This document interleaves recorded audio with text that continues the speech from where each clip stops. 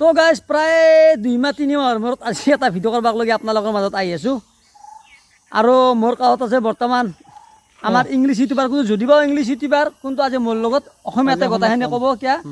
মোৰ ভিডিঅ' সৰু সৰু চলিবিলাকো চাই সেইকাৰণে আজি অসমীয়াতে কোৱাটো ভাল হ'ব হয়নে নহয় গোটেই যিয়ে নহওক আমাৰ যি এই আজি ধৰক আজি কেইদিনমানৰ পৰা ধৰক আজি মোটামুটি এতিয়ালৈকে 16-17টা মানুহ এৰেষ্ট কৰিলাক আৰু এৰেষ্ট কৰি হয়তো ৰঙা ঘৰৰ আলহী হৈছে এইটো কিহৰ কাৰণত বাৰু আচ্ছা কথা মানে এতিয়া পাকিস্তান ছাপোৰ্টাৰ যিবিলাক আছে আমাৰ অসমত বা ভাৰতবৰ্ষত সিহঁতক মই এটা সিহঁতৰ ওপৰত এটা উচিত ব্যৱস্থা ল'ব লাগে কাৰণ এইটো ঠিক কথা হোৱা নাই সেইবিলাক আমাৰ দেশৰ ভিতৰত থাকি পেলাই দেশত ৰৈ মানুহ এইবিলাক সিহঁতৰ কাৰণে এটা সময়ত ডেঞ্জাৰ চিটুৱেশ্যন হ'ব বা সিহঁতে আমাৰ কাৰণে বিপদ হৈ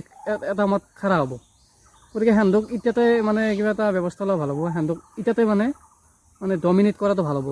কাৰণ সিহঁতে যদি লাই পাই যায় এটা সময়ত আমাৰ ডাঙৰ শত্ৰু হৈ দেখা দিব সেইগিলা মানুহে যিবিলাকে পাকিস্তানক ছাপোৰ্ট কৰি আছে বৰ্তমান গতিকে সিহঁতৰ ওপৰত ডাঙৰ এটা ব্যৱস্থা ল'ব লাগিব সিহঁতে আৰু 10জন মানুহ উচতাব এইটো ক্ষেত্ৰৰ কাৰণে গতিকে এটা সময়ত মানে আমাৰ ভাৰতৰ ভিতৰতে ভাৰতৰ বিৰোধী মানুহৰ সংখ্যা বেছি হৈ যাব গতিকে এই বস্তুটো এতিয়াতে নিৰ্মূল কৰা নাযায় এটা প্ৰব্লেম মানে আহি যাব এটা সময়ত গতিকে এইটো বহুত বেয়া কাম আছে সেই মানুহবোৰক ব্যৱস্থা ল'ব লাগে চৰকাৰে সিহঁতক কি কৰিব লাগে মানে জেল খুৱাই লাভ নাই সিহঁতক পিহি পেলাই সেই দেশত খেদি দিব লাগে একেলগে নেকি সেই দেশক খেদাব লাগে কিন্তু সেই দেশ মানে নহয় সেই ওপৰত দেশ এইটো বাৰু ডাইৰেক্ট নহয় কিন্তু এটা ভাল ব্যৱস্থা ল'ব লাগিব শাস্তিমূলক ব্যৱস্থা ল'ব লাগিব কাৰণ আমাৰ দেশত থাকি যে বেলেগ এখন দেশক ছাপোৰ্ট কৰে বা সেনেকুৱা পাকিস্তানৰ দৰে এখন টেৰৰিষ্ট কাণ্ট্ৰিক যদি ছাপোৰ্ট কৰে এইটো এটা ভয়ানক মানে কথা হৈছে বৰ্তমান আচ্ছা ভাই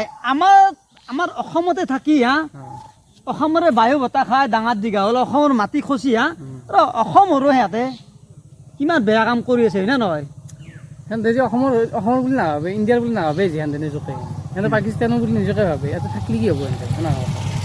গতিকে সেইটো এটা বেয়া কথা সিহঁতে নিজকে এখন দেশৰ মানুহ বুলি নিজে ভাবি লোৱা নাই বা এখন দেশৰ প্ৰতি সিহঁতৰ কোনো ধৰণৰ মৰম নাই বা এখন দেশৰ প্ৰতি কোনো ধৰণৰ মানে আস্থা নাই সিহঁতৰ সেইকাৰণে সিহঁতে ক'ব আছে সিহঁতে বস্তু দিয়া নাই মই বিজেপি চৰকাৰক বিভিন্ন ক্ষেত্ৰত সমালোচনা কৰিছিলোঁ মই কিন্তু এটা কথা মই গম পালোঁ বিজেপি চৰকাৰে ভাল কাম কৰক বা বেয়া কাম কৰক ভাল কামো বহুত কৰিছে দুই এটা বেয়া কাম থাকবই আমি কিন্তু মই হিন্দু হিচাপে এটা কথা কওঁ আমি যিবিলাক হিন্দু আছোঁ বিশেষকৈ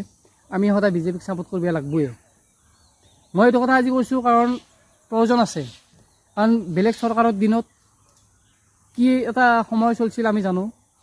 কেনেকুৱা ধৰণৰ মানে কোনটো সম্প্ৰদায়ক বেছি সুবিধা দিয়া হৈছিল কোনটো টেৰৰিষ্ট গ্ৰুপক কিমান ইয়াতে চান্স দিয়া হৈছিল বা কিমান মানে টেৰৰিষ্টে ঠাই পাইছিল ইণ্ডিয়াত সেইগিলা আমি জানো সেইকাৰণে কিন্তু মোদী গভমেণ্টে সিহঁতক মানে স্থান দিয়া নাই টেৰৰিষ্টটো কোনদিন এৰা নাই বা সোধাই এৰা নাই বা প্ৰত্যুত্তৰ দিছে গতিকে মোদী গভমেণ্ট এই ক্ষেত্ৰত বহুত মানে ষ্ট্ৰং এটা গভমেণ্ট গতিকে এই ক্ষেত্ৰত আমি মোদী গভমেণ্টক সদায় আনিব লাগিব আমি ভাল পাওঁ বেয়া পাওঁ সেইটো ডাঙৰ কথা নহয় কিন্তু সন্ত্ৰাসবাদী নিৰ্মূল কৰাৰ ক্ষেত্ৰত বা বিদেশী বহিষ্কৰণৰ ক্ষেত্ৰত আমাৰ মোদী গভমেণ্টৰ প্ৰয়োজন আছে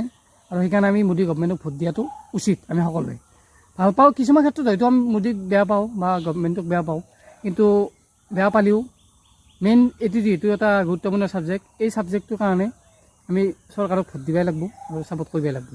চৰকাৰে যি ক্ষেত্ৰত এনেকুৱা ষ্ট্ৰং পজিশ্যন ল'ব কোনো আশা নাই কিন্তু মোদী গভমেণ্টে সেনেকুৱা ষ্ট্ৰং পজিশ্যন লৈ আহি আছে আজিকালি সন্ত্ৰাসবাদৰ বিৰুদ্ধে বা বিদেশীৰ ওপৰত বা মানে যিকোনো ধৰণৰ অনিয়ম মানে অনীতিৰ বিৰুদ্ধে বিভিন্ন ষ্ট্ৰং পদক্ষেপ লৈ আহি আছে গতিকে বিজেপি গভমেণ্টৰ প্ৰয়োজন আছে আমাৰ ইণ্ডিয়াত যিয়ে নহওক আজি ভিডিঅ'টো বহুত দিন বনোৱা নাছিলোঁ কাৰণে ইমানতে বাই দিলোঁ নাকি এখানি মানুহ চবে ভাবি চালি হ'ল আমি যিখানি কৈছোঁ আমি কিন্তু বেয়া কথা কোৱা নাই না নহয়